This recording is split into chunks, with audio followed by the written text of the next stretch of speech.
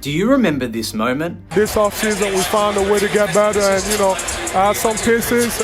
Before Game 5 of the 2024 NBA Finals, Joel Embiid went on national television and signaled that he'd like to team up with Paul George. At the time, it seemed unlikely. It seemed far-fetched that George would walk away from Kawhi Leonard and his hometown Los Angeles Clippers when they gave up everything to get him. He was an all-star, averaging over 22 points, 5 rebounds and shooting 41% from three-point range. But in a matter of months, the 76ers captured his signature in free agency and formed what looked like the best big three on paper in the league: Joel Embiid, Paul George and Tyrese Maxey. What we didn't know in that moment was this was the beginning of the end for the Sixers season before it even began.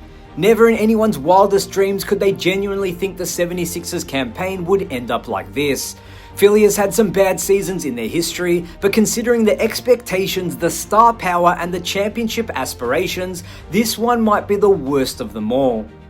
What has transpired has been nothing short of a disaster, and if you really want to get into the details, let's head all the way back to the Paris Olympic Games to get a full picture. Embiid got his wish, playing for Team USA on the global stage.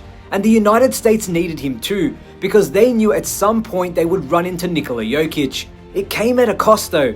Embiid won gold, but he was struggling with his knee, and unlike Kawhi Leonard, who decided to leave the team to focus on his long-term health, Embiid stayed and ultimately ruined his regular season. To make matters worse, reports surfaced that Joel was far from the leader the Sixers needed, and that various members of the roster, including Maxey, called him out for being late to team flights and meetings. Then, with seemingly no cartilage left in his knee, the Sixers shut him down for the season, will now seek a second opinion, and in worst case scenario will apply for a medical retirement if he can't return to all-star level. If things were bad with Embiid, they've been even worse with Paul George. When PG arrived in the city of brotherly love, the franchise finally found their missing piece.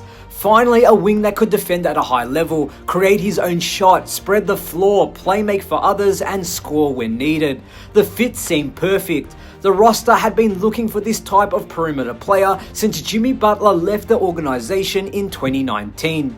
That's 6 years. 6 years of no-show Tobias Harris, 6 years of craving elite production from the wing, 6 years of wanting someone who can take on the toughest defensive assignment, 6 years of over-relying on Joel Embiid when it mattered most. Finally, the Sixers had their man, or so they thought. The misfortune started in the preseason as George severely hyperextended his knee. While he avoided major injury, he remained heavily injured and even upon his return needed injections just to get out on the floor. Fast forward to today, and PG has since been shut down for the remainder of the season as well.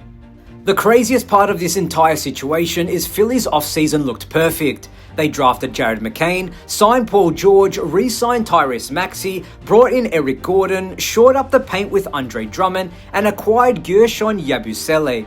Everything was in place, but ultimately the basketball gods had other plans. The Sixers season was doomed and riddled with controversy before opening night even tipped off.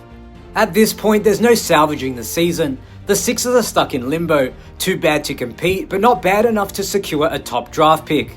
As I see it, they have two choices. Hope for an unlikely turnaround in the next few years with a combined $606 million tied up to Embiid, Maxey and George, or embrace a rebuild yet again. This season couldn't have gone any worse for the Sixers, and looking forward, it may be time to start thinking about cutting their losses and starting over. After the off-season they've had, it's hard to imagine they'd be in this situation, but that's sometimes the cards you're dealt. Thanks everyone for watching, and make sure to like, subscribe and hit that notification bell because I have new videos every single week. I'm Damian Peters and I'll see you in the next one.